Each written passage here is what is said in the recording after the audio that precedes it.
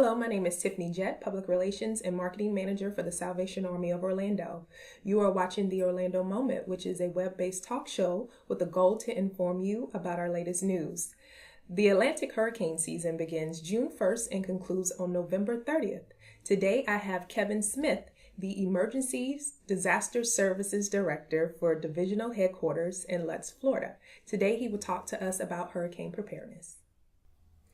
Kevin, why is it important for individuals and families to have a hurricane plan? Well, listen, during times of disaster, the Salvation Army is going to be there to respond, and we are going to go and help those who need help the most. Mm-hmm. If people take the steps to prepare themselves and their families, that's less people than we have to serve after a disaster. It allows us to focus our response in taking care of people that weren't able to take measures before the storm occurred. So for all those people that can, they need to plan now for what's going to happen if a hurricane hits or whatever that disaster is going to be. Having a preparedness plan is critical for those families and us. Now, what are some ways a family or individual can develop a plan? Well, first thing is consider what's going to happen with your family if you're told to evacuate. You know, where are you going to go? Who are you going to stay with? Mm-hmm. Is your home safe? Is it an area that floods all the time? Is it all these things they need to take in consideration? Sit around the table, have that discussion, and put a plan together for how you're going to deal with that. And then secondly, how are you going to feed them if you stay? Mm-hmm. Like if you know that you're not going to have power, how are you going to take steps to feed your family? Mm-hmm. And there's lots of things you can go to get information on that, like ready.gov, which is a great source for information. But we'll talk a few of those things and ideas that you might want to put into your preparedness plan. But now's the time to do that. What's the difference between a hurricane watch and a warning? Well, a watch just says a storm is possible. Mm-hmm. You know, a hurricane is possible. We'll get a lot of those during the course of a year, during hurricane season, that a storm is coming towards Florida and it is possible it's going to hit.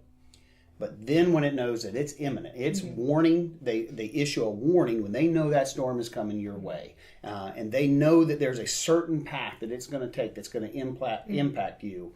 That's when they issue a warning. Mm-hmm. So if I can put it in layman's terms or just regular terms, it means watch is possible, and you need to be paying attention to it, but a warning is it's coming, and you need to be ready for it. Okay, you need to hunker down, in other words. You need to hunker down.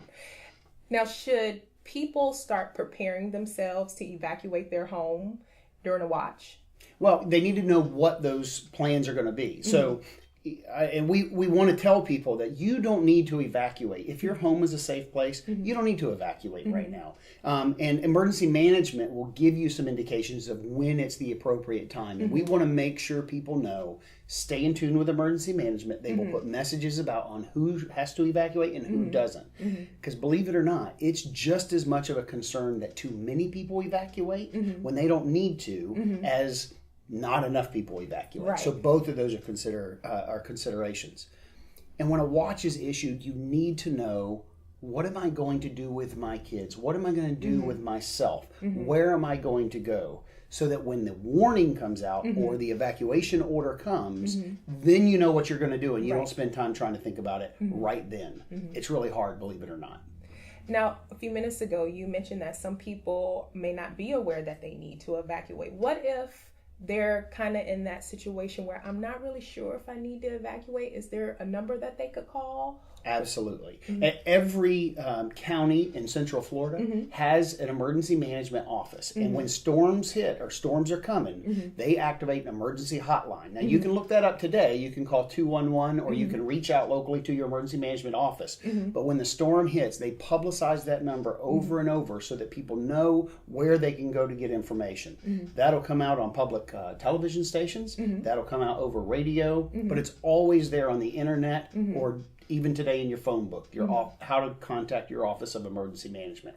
They're the ones who issue that evacuation, and that's very important for people to know how to get in touch with them.